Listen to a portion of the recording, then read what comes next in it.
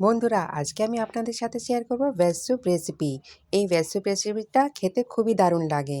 সবার জন্য এটা খুবই হেলদি হয়, অবশ্যই খাওয়া দরকার এই শীতের সময়। চলুন দেখে নিই এই রেসিপিটা। আমি নিয়েছি একটা কড়া, তাতে নিয়েছি 1 চামচ বাটার। বাটারটা গলে যাচ্ছে, তাতে দিয়ে দিলাম আদা কুচি আর রসুন কুচি 1 চামচ করে নিয়েছি।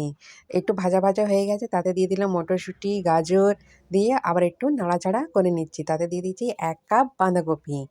একটু নাড়াচাড়া করে নিয়ে দিয়ে দেব পেঁয়াজ কলি, আর দিয়ে দিচ্ছি বিট গাজর। বিট গাজর সামান্য একটা নিয়েছি শুধু রং হওয়ার জন্যে। এটা দিলে রংটা খুবই সুন্দর হয়ে যায় স্যুপের। একটু নাড়াচাড়া করে নিলাম। নাড়াচাড়া করা হয়ে গেছে, এতে আমি দিয়ে দেবো 2 বাটি থেকে 3 বাটি জল। কেন এটা স্যুপের জন্য, এই জন্য জলটা একটু আমি বেশি করেই দিয়ে দিলাম। একটু নাড়াচাড়া করে নিচ্ছি ভালো করে। নাড়াচাড়া করা হয়ে গেছে, এবারে দিয়ে দিলাম স্বাদ মতন লবণ। এর দিয়ে দিচ্ছি 1 চামচ চিনি, আর দিয়ে দিয়েছি 1 চামচ কালো গোলমরিচ গুঁড়ো করে দিয়েছি। খুব একদম গুঁড়ো নয়, থেতো থেতো করে দিয়েছি।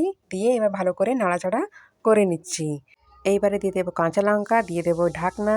5 মিনিট পর্যন্ত কুক করব। 5 মিনিট হয়ে গেছে, আমি ঢাকনাটা খুলে দিয়েছি। এবারে বন্ধুরা এটা আমি সার্ভ করব। খুব সুন্দর তৈরি হয়েছে, খুব দারুণ লাগছে দেখতে। আমি পাউরুটির সাথে সার্ভ করেছি। বন্ধুরা, এই রেসিপিটা আপনাদের কেমন লেগেছে নিশ্চয়ই কমেন্টস করে জানাবেন আর শেয়ার করে দেবেন।